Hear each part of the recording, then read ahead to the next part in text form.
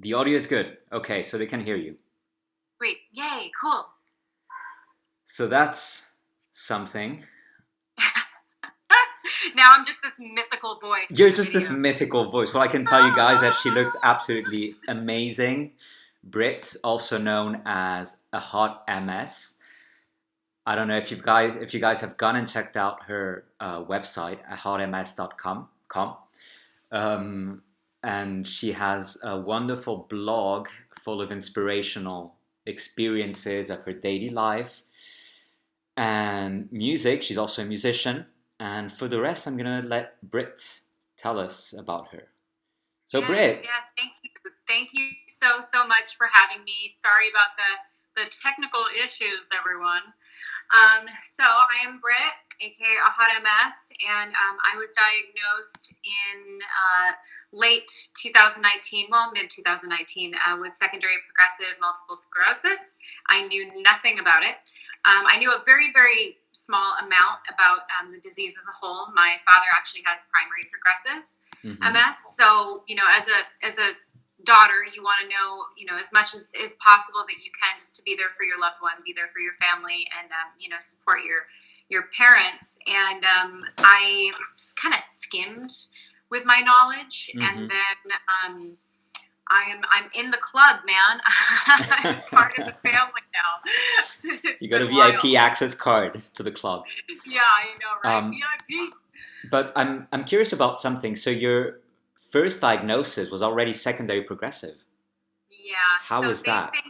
they think that I had it for years prior, and basically when I should have gone to the doctor years ago, but I kind of just ignored everything, saying, well, this is how bodies work. This is just part of getting old. This is PTSD. This is stress. It's anxiety. I should have been checked out and probably would have started treatment right away years ago. But due to the lack of mobility that I've already lost, super major cognitive function, like, put your cell phone in the microwave kind of thing. They Kaiser was basically there. They bypassed relapse and remitting and went straight to secondary based on my mobility issues, Right. which I kind of assumed as much. I've always been a klutz. Yeah. Having had dance lessons my entire life, which was a complete waste of money for my parents. I'm so sorry, mom and dad. It did nothing. So it was definitely evident that something wasn't linked up correctly. But I'll tell you, the bedside manner, man, of my neurologist with Kaiser, which I'm no longer with, was terrible. I was at work when I got the call, and they told me over the phone. It was crazy. So life-changing news gotten over the phone. Yeah. My Welcome God. to my mental state on that day. Yeah, I can imagine. But did they even try to give you anything to see, like, to confirm that they give you steroids or something to see if the symptoms So were met? literally right when they made the call to me, it was on oh my gosh, when was it? It was on a Thursday afternoon, I think. And it was about noon. I was at my desk at work working, and I got the call. They're like, well, you need to go get steroids now. The Mission Viejo Kaiser office is waiting for you. Get there now. I'm like, hey, so I'm at work. Yeah. And she became actually kind of irritated. She's like, well, put your boss on the phone. I'll talk to your boss right now. You need to go immediately. And I'm like, okay, can you tell me what's going on? And they were very vague. Didn't give me a whole lot of information. Just said, okay, well, we're going to make an appointment, for you to come in. And that was in 2 weeks. So there was literally a 2 week, and if you can see my face right now, it's like this face of deer in the headlights disbelief. I'll be descriptive. It was literally like a 2 week period of being in limbo. They wouldn't tell me anything more over the phone other than the fact that I was diagnosed with MS. Yeah. They wouldn't answer any of my questions. It was, okay, well, we'll see you in 2 weeks. Come in for the in-office visit. We'll go over all of your treatment options. And I'm like, okay, so now I just sit on this. It's like, how? Yeah. Yeah. Like, come on. It was so crazy. And I hear horror stories. Of from other MS warriors and their doctor's bedside manner or lack thereof. And it's like, it's wild what people are being told. Yeah. Oh, it can be very cruel. It's like, it's completely soulless, and you're just a number in the end.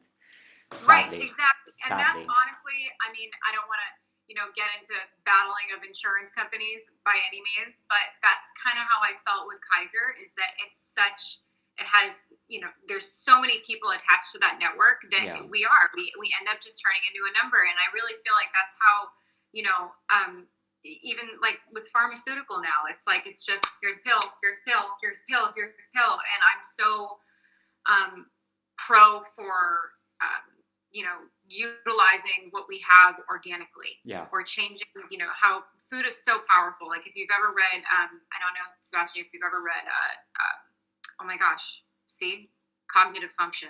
Oh, it's okay. Prime example. Let it go. Let it go. It's going to come back at some point. Just right? No, Wall's Protocol. Wall's Protocol. Yeah. Oh my gosh. Like, yes. Has that helped you? Yes, tremendously. I changed to an anti-inflammatory diet, and I've noticed a huge difference. However, the holidays, it ruined everything. Yeah, I know.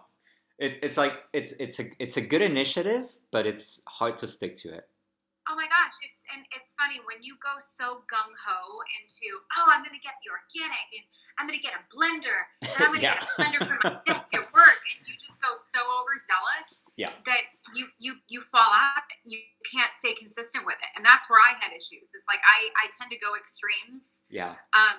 For the viewers that are listening that don't know what I look like, I am completely covered head to toe with body art, with tattoos. She's freaking awesome, extreme. Covered in tattoos. I love it. Now, I'm telling my viewers that you look freaking awesome covered in tattoos. Thank you. So we have two questions for you. One of them is, what medication do you take? I take Rituxan. So I take Rituxan every 6 months. I notice very, very minimal side effects during the actual infusion process. Yeah. The worst, in all honesty, I'm completely straight edge, just not because I'm in a program or anything, but just because I don't like feeling out of control of my body. So I don't smoke, I don't do drugs, I don't drink. So the Benadryl, when my throat did get itchy during the infusion, I found was the worst because it put me into like straight up panic mode. I was freaking out.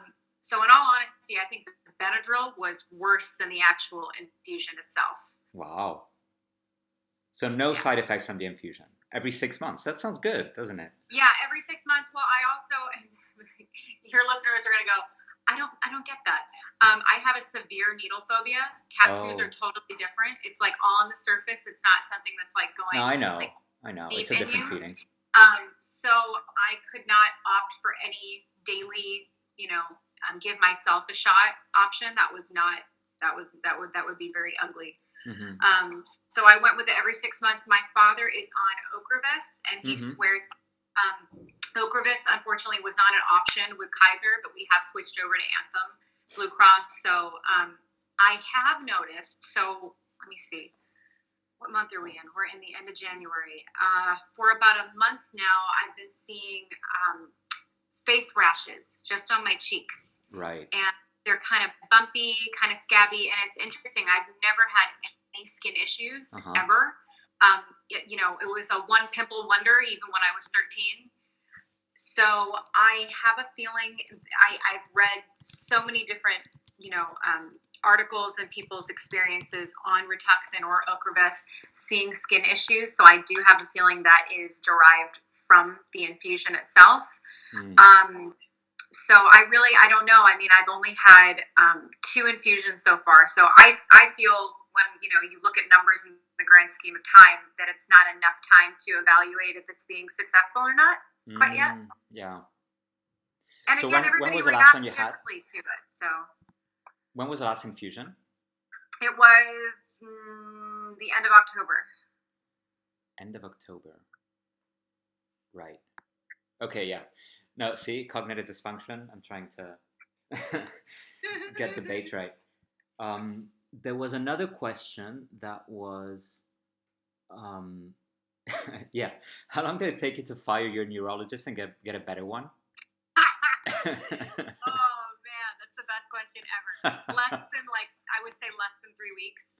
Less than 3 weeks. Yeah, Wow. I mean, I will say this: they did diagnose me on onset, like very, very, very fast. I've heard train wreck experiences from people that are trying to basically convince their physician or to even see a neurologist, and they Hmm. just get poo pooed. Oh, it's stress. Oh, you're just a oh, you're a single mom and you're stressed out. Tell Oh, me you're about it. working too many hours. It's like you have all these excuses, and it's like no, we know as people, we know when something's off with our body. Yeah. It's very apparent. Yeah. So I will say, with the aspect of being diagnosed very quickly, I'm eternally grateful. Yeah. However, what came after was just so bad. Yeah, I know. But the good thing is that once you're in the system, you're in it. You don't need Yeah, that green exactly. card to be diagnosed with the magic keyword Right. to get people Yeah. to actually pay attention to you. Right, absolutely. And I was able to find a new neurologist, Dr. Daniel Bendari, with the MS Center for California. I'm in Orange County, California, and he is supposedly the top MS specialist neurologist in Orange County. I know tons of people on my Instagram go to him as well, and I have my first appointment, or have my first appointment with him on the 3rd of February, which is coming up, so I'm very excited. Wow. Very good. Um, Tell me a little bit more about secondary progressive MS because I know nothing about it. And as someone with relapsing remitting multiple sclerosis, I probably should have a vague idea of it, but I actually don't. So, So, what medications do you have? to kind of break it down as far as what I'm knowledgeable of so far. And again, we're all learning. We're all, there's not one of us that doesn't read something to educate us further online every day. Mm-hmm. So I'm still, new in my adventures. Mm. So how I learned about it is that relapse and remitting, you get symptoms, they go away. You get them, they go away. Yeah. You get them, they go away. With secondary progressive and primary progressive, it just keeps progressively getting worse. Yeah. And it's funny, especially with mobility, and I know fatigue is one of the biggest things that we battle with. I have not noticed any sort of searching for a noun here, people. It hasn't let up at all, basically. Right. I'm consistently feeling the exact same way pretty much every day. Now, I do things to help. I try to meditate. That's hysterical. I so wish I could be that person that does that. But I use music therapy a lot. I use writing a lot, blogging, and humor. Humor is like my go-to. Mm-hmm. But going back to your question, I think that knowing that it's going to progressively get worse is definitely off-putting. Yeah. But it also gives you a drive of now or never kind of thing. I mean, I'm 31. I have people on, my social media following that are teenagers still, and have way far worse, mobility challenges than I do. And it's wild. But it is what it is, and there's nothing we can do about it. So we learn to roll with it, and we learn to make it work. I know. You learn to just let it be. So, do you notice that your symptoms are progressively getting worse? Yes, absolutely. Yeah. With my leg, my left side is my junk side. So I know with my leg, like when you're standing and you're stepping into your underwear, you lift up your knees or you lift up your legs to put your legs in the hole. And my right was always fine. And my left, I couldn't lift my leg to put it in the underwear hole. I'm like, okay, something's wrong. Well, I had fallen down the stairs bad about almost 5 months prior to my diagnosis. So I said, okay, I went to my primary saying, I fell down the stairs. I think it may be a slip disc or, something got wonky. Something got disconnected. And so he's doing, all the in-office exams and reflex, testing and whatever. And he immediately goes, well, I'd like you to see a neurologist. I'm like, hello, did you not hear what I just said? I fell down the stairs. It's like, it's so obvious, like, hello. And so that's where it was him. It was Dr. Kassam. Thank you, Dr. Kassam. Because if it wasn't for him, I would have continued to ignore it 100%. You know? Yeah. And I'm like the poster child for stress and anxiety. So it's like my body reacts to stress. And I always thought, okay, well, I'm East Coast and Italian. I'm just a basket case of emotions. Like, so are a lot of people. Of course, yeah, you have the perfect ingredients. Do you have any vision problems? No, I started getting a little bit of vision issues on my left eye, but they did do all of the ocular testing and exams, and they said that everything looks relatively normal. Yeah. So it's for me, it's mobility, fatigue, urinary issues. If I cannot trust a sneeze, baby, I tell you. Oh, really?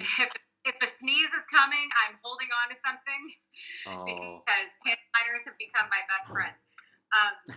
As you can tell, I've trained myself to be very honest. Yeah, no, so am I. Now. I mean, like, I have no shame in saying that I peed in my pants more than once. Oh my gosh, it's like a weekly thing for me. It's wild. It's so crazy. And then when I started juicing, then, we went to a whole new ball game of don't trust a fart. I know. Yeah, well, that's just how it is. That's just how you roll. Yeah, when you have it's MS. part of the game. It's part of the game. And my dad has been such an inspiration with me through the whole thing so far. He has a very positive, comical outlook on it as well. He's the kind of guy that will FaceTime you to say good morning and he loves you, and he's playing air guitar with his cane. So I've got a great support system of people that aren't saying, oh my gosh, I'm so sorry, oh you poor thing. I hate that. I hate hearing that, because like me personally, when I see somebody with a mobility aid or in a wheelchair, even prior to my diagnosis, I've never been one to think, oh God, poor them.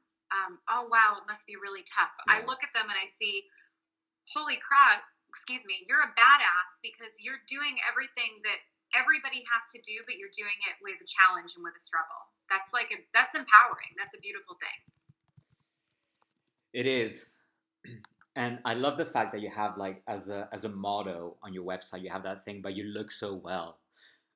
Do you get that all the time? Like, oh my gosh. It's like when you have MS, it puts like this layer of beauty over you. Like, it's the first thing people say to you. It's like, but you look so beautiful. Yeah, I know. And that was so crazy to me to keep hearing that. People would say, oh, you look so good. It's like, it's how we're programmed as society to think that a disability is not only an internal thing, but it's a visual thing. Yeah. I had recently posted a photo. Gosh, I can't remember when I posted it. I've got my leopard cane because, duh, you need a leopard cane. And it was kind of describing, okay, disability equals dentures, baggy clothes, unstylish walker, orthopedic shoes, all of these stereotypes associated with disability. You think of somebody elderly. Your brain automatically doesn't think of anybody with, being in a younger generation. Just like when you associate Apple, you think teacher. Yeah. Or, stethoscope, you think doctor.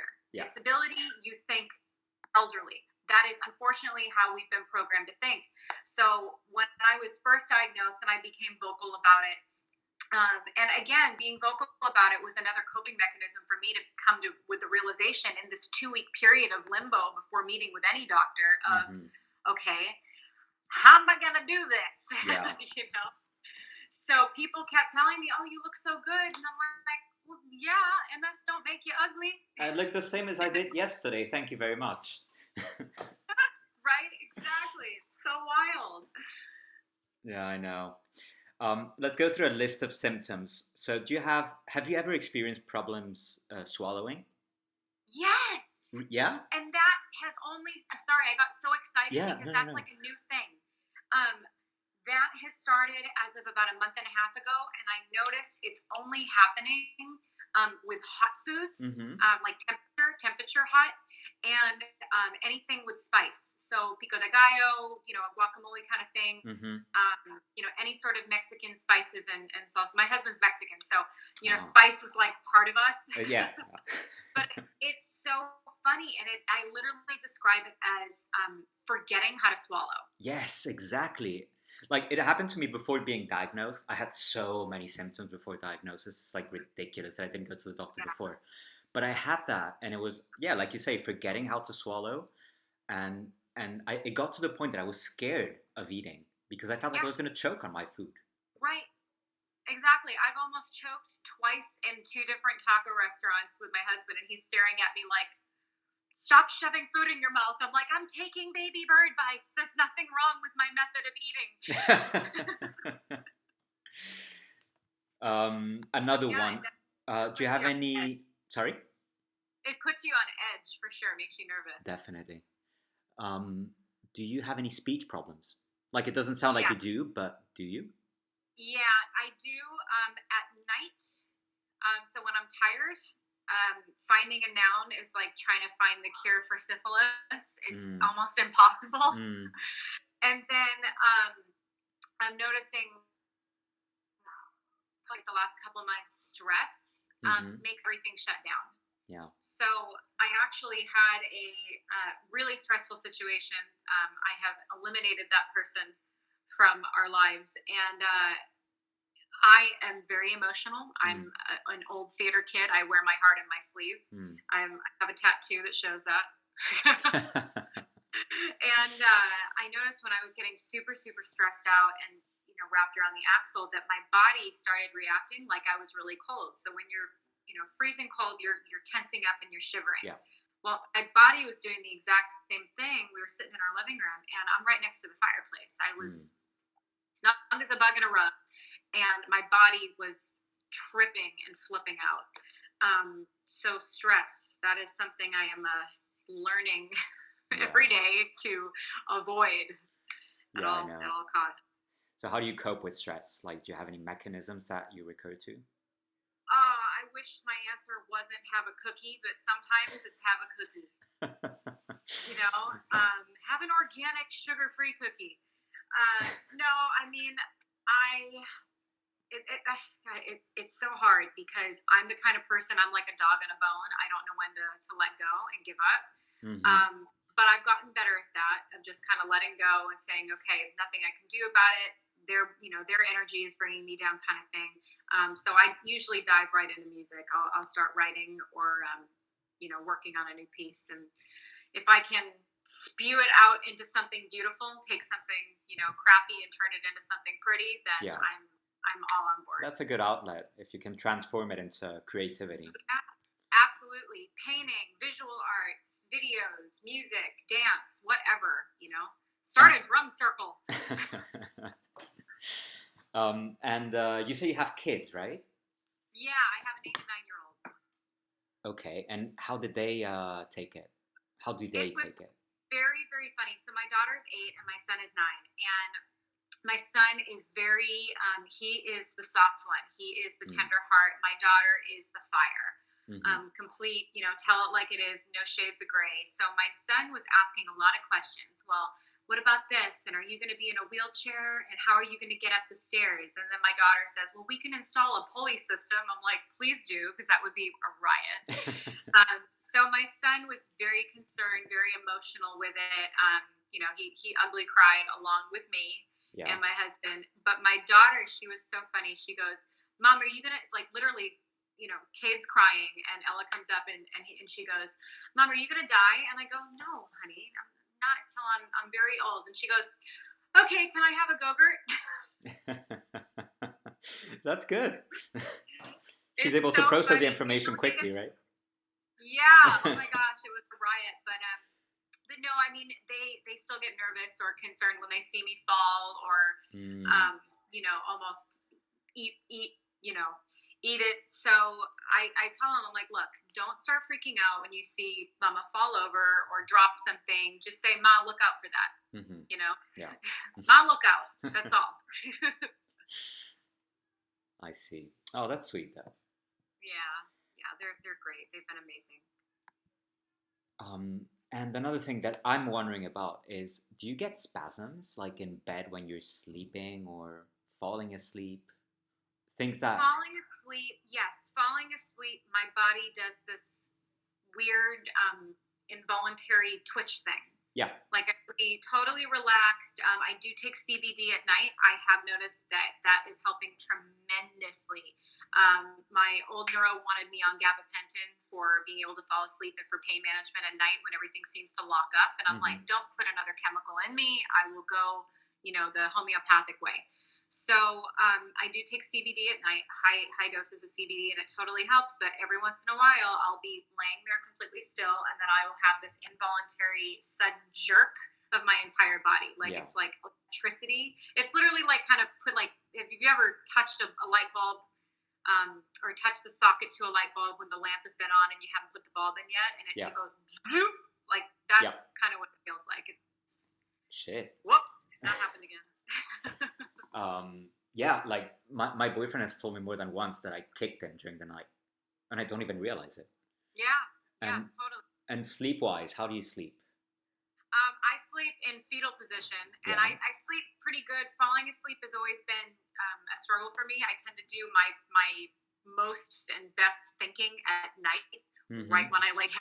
My husband's like, "Shut up and go to sleep." I'm like, "But I have so many ideas." But again, the CBD and melatonin totally helps to relax me. I have my nighttime regimen, so I love the shower. I love the face scrubs. I love the candles and the grandma socks Mm-hmm. and grabbing one of my husband's t-shirts Yeah. and documentary. That's like what I do every night. That has to be my time in front of the fireplace with my little Yorkshire terrorist puppy on my lap.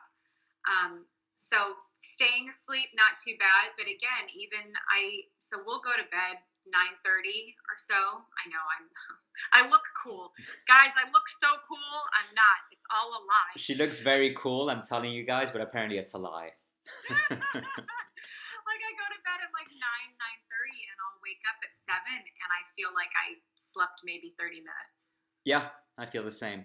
And like I know it when I wake up if it's gonna be a good or a bad day because I Yeah. get this burning sensation in my eyes. As soon as I open them, I'm like, but then I have a Fitbit. I don't know why I do that to me because then I look at it and it says I slept 8 hours and a half, but I still feel Right. like shit. Right. Yeah, exactly. It's like, it's so frustrating when you tell people, and I see this in like, MS memes floating all over social media of, when you say you're tired, like you don't even get it. Like you don't even get being No, tired. no. It's like being tired, hungover, and trying to stay awake in jury duty at the same time. Yep. It's like that. Exactly. And the weight of your muscles and oh my god. Yeah. It's like people have no idea. Yeah, absolutely. Totally. And the cold, I'm finding that, well, we haven't hit, summer yet in Southern California. But again, I can, reflect on the past years of when it's, 90 and above, I'm physically useless. Right, I see. And cold does the same thing. Now, it doesn't get very cold here. However, I took my father to a Anaheim Ducks game as a Christmas gift and haven't been in an environment that cold in a long time. And everything froze and locked up. It was wild. It was like I had no fine motor skills in my left hand. Like if somebody said, pick up the paper clip or I'm going to shoot you, I would have pulled the trigger myself. Oh, shit. No fine motor skills at all. Everything was just on lockdown. Yeah, I know. I'm actually the opposite. I'm more towards the cold. Like the cold affects me a lot more, and that's the main reason why I moved from Denmark to Spain. Like Denmark is Northern Europe, Spain is Southern Europe, and yeah, definitely faring a lot better with the heat. Yeah, Like the cold. Like my muscles froze, and I couldn't even walk because I had so many spasms. Oh, totally. I was walking like all Frankensteinian. It was terrible. Yeah, that's the word. That's the word. My God, yeah. I'm gonna start using it. Totally. Yeah. And what else? So, like, do you feel that the diet that you're following? You told me that you're following the Walls diet, right? Yeah, to an extent. I have cut out red meat, and I'm pretty uh, pescatarian-esque. Mm-hmm. Okay, so I do a lot of greens, a lot of veggies, fish. Um, but again, Starbucks, you Ah, jerks. That one eggnog latte at the beginning of the holiday season just wrecked me for good. I'm slowly trying to get back into it. I did cut out prior to the holidays. I had cut out dairy, cheeses, mm-hmm. and whatnot. But again, it's such a sucky thing that you can drive through, a drive through, and you can get a Big Mac for Mm. $1, and then you want a salad and it's $7. It's like, okay, well, that's why so many Americans are obese and overweight. But juicing has totally been a benefiting factor in my diet change. I'm not a breakfast person at Mm-hmm. all. But again, by like 9, 10 o'clock, I feel like I'm going to die if I don't put something in my body. So I'll do like a green juice with like spinach, kale, turmeric, ginger, Mm. apples. You got to put some sort of fruit in that thing to counteract the kale, or you might as well, join a cow in pasture. So Yeah. But no, the diet's definitely helping. But it's all about making adjustments and finding balance. Because if you kind of do what I did and go full force gung ho into this dramatic lifestyle change, you're not going to stick with it. It's going to be, it's going to be a short little stint, and then you're going to blow up the wagon. And it's going to get you more tired than you were to begin with. So, right. like, Oh yeah, totally. having so many like rules and rituals, it's exhausting in the end. Yeah, exactly. So you have to find balance. Like, I will never give up pizza or ice cream. Please don't. No. Ever, never going to happen. But No. you find alternatives, healthier organic pizzas or cauliflower crust pizzas or, almond milk ice cream instead. And the longer you get yourself used to it, it's like the same. Yeah. Now if I go back home to Boston and I, visit, am I going to have a piece of Boston pizza? You bet your face I will. Of course you will. You should. I miss it so much. So what part of Orange County do you live in? I'm in Mission Viejo. So it's, I'm basically where I'm at. I'm literally halfway in between LA and San Diego. I'm about an hour and 15 minutes in each direction. Okay. So by Irvine. Yep. Yeah. Let me check. I may be completely wrong, but do you know Huntington Beach? Yeah. Yeah. Yeah. When I first moved to California, that's where I lived. I lived in HB. Oh, you're kidding. That's where I did my yoga training 2 years ago. No way! I spent 3 weeks there doing yoga. Oh my gosh, how cool! Yeah, it's fun. It's a fun little beach town. It's totally changed. There's like a lot more rough areas. Yeah. In that zip code now, which is unfortunate, but that's kind of how it is everywhere anyways. Everything evolves and changes. I know. So, like, living in the US, how do you cope with driving? Fine motor skills. Do you drive? I do. Yeah. Oh, sometimes I wish I had go-go gadget helicopter. No, I mean, I tend to avoid the freeway when at all possible. I've been, lucky enough to work remotely and work from home, so I don't travel very often on the freeway. But when I do have to get on the freeway, it's funny, man. When I was in my teens, early 20s, I'm like, barrel assing down the freeway. Now I'm the one in the right lane in my Prius going like 67 miles per hour. But the drivers here are absolutely crazy. But so are they in Boston. It's just set up different. Here we have 7 lanes going in each direction. Yeah. So it's all relative. It's relative all around the world. It's just adjusted differently. Yeah. Well, here, I mean, I don't have a driver's license. I tried to, but I failed miserably, and I decided I'm not gonna try again because it was so frustrating. Like, because here we drive stick shift, so that requires a lot of fine motor skills, and totally. I was unable to figure it out, and I just got too frustrated, and I said like, never again. I'm never gonna try again. Yeah. So now I live in a city where I can take the metro and walk to work.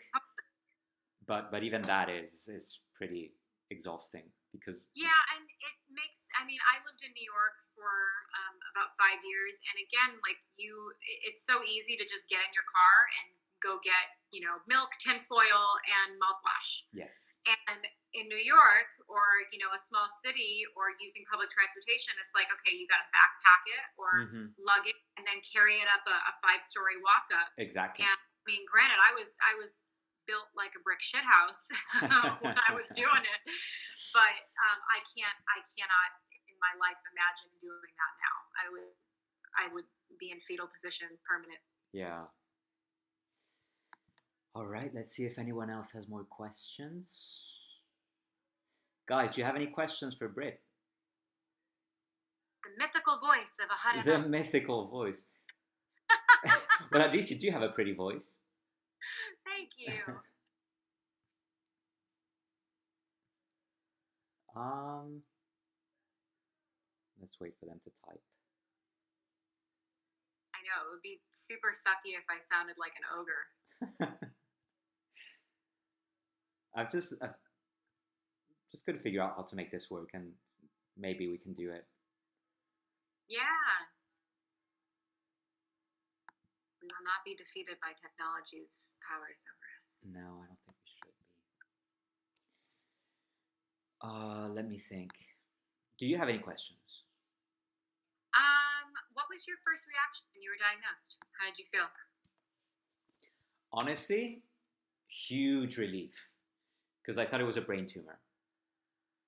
I literally thought it was a brain tumor because there's been a history of that in my family. My cousin died many years ago when she was 28, and I was 26 when I was diagnosed. So like it was right around that age. So I thought it was a brain tumor. So when I heard MS, I was like, "Oh right, well there's medication for that." Right. Yeah. Exactly. But it was the day after that it hit me, especially like after getting the spinal tap. Did you get one?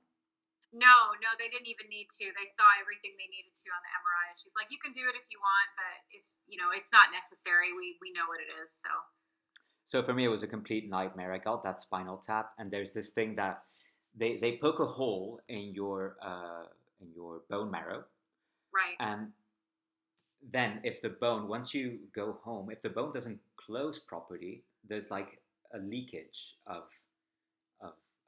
spinal fluid. Got it. So that can cause extreme headache. Like I don't think I've ever felt that bad in my life. It was literally the most insane headache ever. So I thought it was that. I thought I had to rush back to the hospital and have them close it. But luckily, after 24 hours of being in complete misery, I started to feel better. So I was like, all right, so I'm good.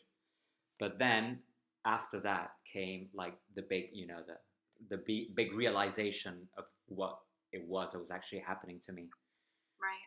And that was a month of November in Denmark, which is a very, very dark month, uh, usually very depressing. So I just spent like the next month walking around the dark streets on my own, trying not to cry, Right. and just giving up on all my plans. I was a student at the time, so I just thought that I had to give up on my studies and everything. Like, yeah, Right. Like you've been stripped of everything. yeah, Yeah, yeah, absolutely. I was definitely a zombie for about a month. My yeah, my God, my husband deserves a medal. That man is so patient and so supportive and, has washed so many sweaters for me snotting my tears on the sleeves. yeah, But yeah, it was it's funny, like me, I didn't really get a chance to process anything. I was, working, got a phone call, told go now, get steroids. hmm, They, the nurses don't know anything. They just administer the salumedrol. So they, yeah, nobody could tell me anything. And it was, then you start thinking, oh, am I gonna, be able to do this again? Am I gonna be able to do that? Like, what about, the future? We just bought a 2-story house. Am I going to be able to walk up and down the stairs? We're going to have to buy a 1-story. It's like all these financials, emotional, family, burdening your family. All these things are thrown at you. And one thing that I'm constantly stressing to, people that do follow me and support me on social media is that, you know what, you are human. Whatever way you choose to grieve is normal and is acceptable. And that is such a thing that is so common nowadays of, oh no, you're not supposed to show your emotions. Oh no, restrain emotions and only do it privately. Yeah. Screw that. That is so unrealistic and ridiculous. It's not even funny. And what for? Yeah, it's crazy. It's like ugly cry. Exactly. Make the most ugly. I'm such an ugly crier. Like I contort my face into this like constipated, painful expression. Well, just embrace it. Go with it. It's terrible. But it's like, what else are we supposed to do? Now, don't make that your, permanent face for the rest of your life on this earth, but know when to set a cap, know when to set a boundary of, okay, I felt it, I'm grieving it, I'm going through it emotionally, and know when to snap yourself out of it. Right. Put on your big girl panties and make it work. Yeah, because you gotta. Yeah, and MS is like so common for depression that we're like poster kids for depression can be defined as somebody living with multiple sclerosis. It's so common, and that's something that we constantly have to battle. And I have been struggled with it for years. Yeah. Years and years and years. So prior to being diagnosed, it's like I knew that the trauma and stress that I was dealing with in life was going to have an effect on me. And they say that when you are diagnosed, that it typically happens after some sort of traumatic event, like childbirth or a car accident, or an emotional trauma. And I don't know how much truth that is, how much truth there is to that. But I know for me, when I found out about my diagnosis, it was hard, but compared to what I've, been faced with challenges, in my life, it was like, oh, I got this. Like, that's nothing. Yeah. Just like your brain tumor. Like, oh, it's MS, that's fine. I'll take it. Sure. Exactly. I can do that.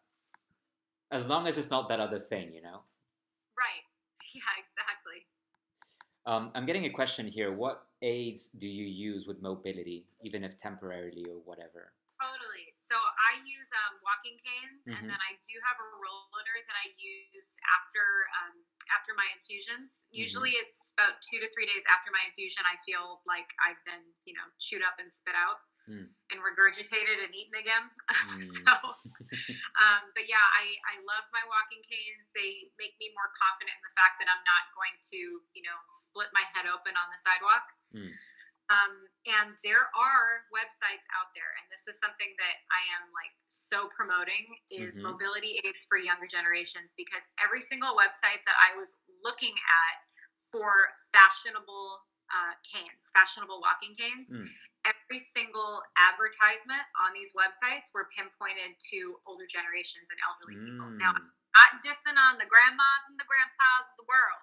We need you. We love you. You are knowledgeable. You're like wizards. However, when I'm looking at it, and again, I'm just an artistic personality. I don't have any background in marketing or advertising at all. But as a person now that is 31, loves fashion, and is like, no, I'm going to make this look good with my outfit. I know the feeling. Yeah, like when I went on these websites, I want to see, younger generations like you and I sporting mobility aids. Yeah. Along with the elderly and the older generations, because you have this tiny margin of senior citizens that are using them, and then they pass away, and the next comes, and then they pass away and they drop off. If you broaden, and I'm like shouting this to all of the marketing and advertising people of America and the whole world, broaden your spectrum by widening that plane that you have of bringing in younger generations. You just like quadrupled your marketing platform to who you're aiming these aids for. It's not just, oh, they're old and then they die, and then they're old and then they die. It's it's bringing it to younger people. I mean, totally, yeah. It's crazy. you know. But finding mobility aids that not only benefit you and Mm-hmm. help you, Mm. but also make you confident Yeah. and enhance your personality, I think that is such a beautiful thing that everybody should explore. Yeah. Unfortunately, I had one person in my life judge me for all of the canes that I had, saying, "Well, a cane is not a fashion accessory. You only need one." That's like saying, "Well, you only need one pair of glasses then, or you only need one pair of shoes. Why do you have multiple shoes? You just need one." Yeah, exactly. You Oh, know, that's it's a the good same point. Yeah. thing. Don't stop doing you, boo. Very good one. I think we're going to leave it with that very positive comment. And yeah, if there's no more questions, guys.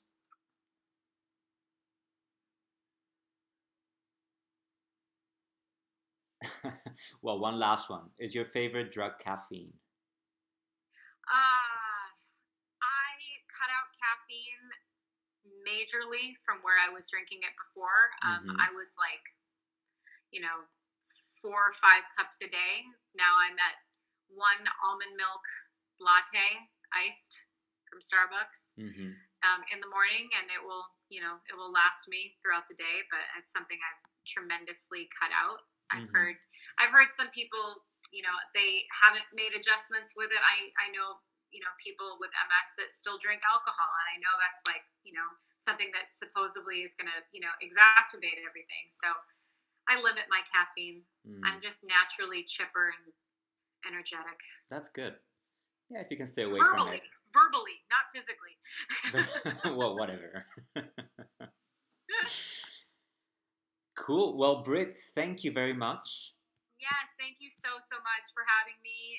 And thank you guys, everybody who's asking questions and being patient with our technological struggle. Thank you guys for assisting. Thank you, Britt, for being patient as well. And Mug, you're asking the question how to convince your sister to use walking aids. Well, I'm going to go back to what Britt said about using your cane as a fashion accessory. Yes, So that's the absolutely. message of the Find day. something that works. Find something that works for you and that you're confident using and you feel good using, because nobody wants to, not that I'm dissing on, the aluminum ones from CVS or Rite Aid, but you're gonna feel more confident and Mhm. more secure using something that you feel good about. Absolutely. Absolutely. All right, Britt, thank you very much for joining me, for joining us. Yes, thank you so so much. It's been a pleasure. My pleasure. We'll be in touch. Yes, okay. Bye bye. Bye, love. Thank you, everyone. I will see you next week. Um, if you have any more ideas for collaborations, please do let me know. I want to do this, turn this into a regular event. In the meantime, I wish you all a beautiful Sunday, and I will see you soon. Bye bye.